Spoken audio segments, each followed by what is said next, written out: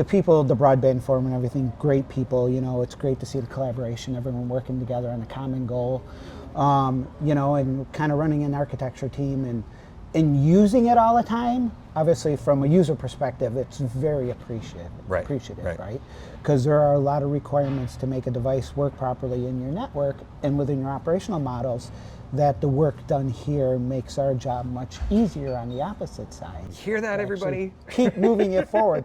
And it's true, I'm not just saying this to Jason, but you know, even, I mean, device management is a fundamental of all your operational models, right? Mm-hmm. So we even have the standardized, whether it was TR-069 and moving to TR-369, the 181 object model and the flexibility it gives you is, for lack of a better term, priceless, right? And apparently is priceless because people keep trying to shove it into other protocols. Yeah, I mean, in order to be able to support your operational models from a standard point of view, even across different vendors and different devices, is highly useful.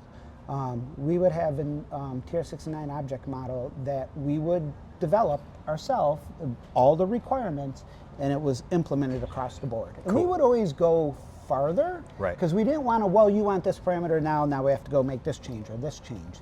We would go on the side of put more in that we thought we would need in the future based off on product offerings or operational models. Right.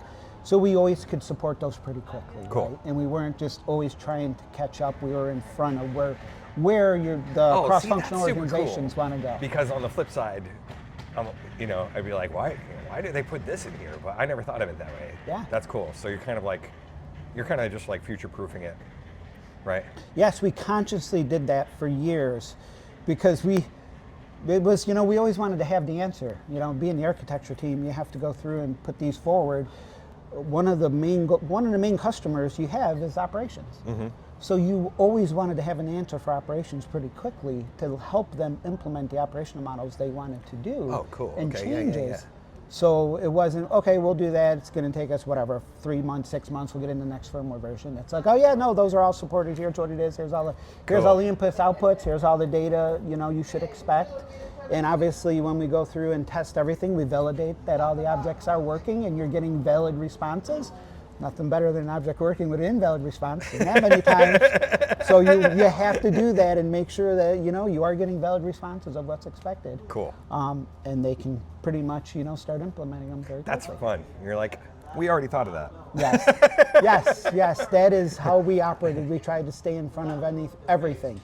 And even if, like, you know, doing, you know, working with operations, being on meetings with them, and they would bring certain ideas up, we would always write it down, take it in, add it to our standard requirements to make sure when they're ready, we're done. Right? We're good to go. Cool. And they may not even ask for them, but if it was something that gave us, you know, that insight, we were working on it. Neat.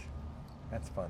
But the TR-069, 369, and 181 makes it possible to do that in a structured way. Right. Where it makes sense, because it's already there. Right.